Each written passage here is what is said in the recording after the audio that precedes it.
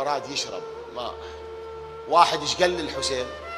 قال له أتلتذ بالماء وقد هتكت حريمك؟ تشرب ماي وصار هجوم على خيم النساء؟ هيك قال له. الحسين ما شرب ماي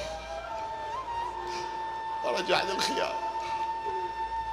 أهم شيء عند العرض في الواقع. هذا المؤمن لما يسمع مثل هذا الكلام يكون يقتدي بسيد الشهداء.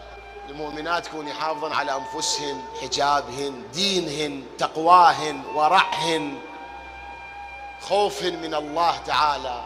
الحسين قال له خيام ترك الماء وهو عطشان.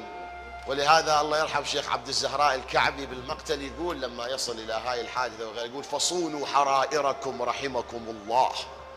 يعبر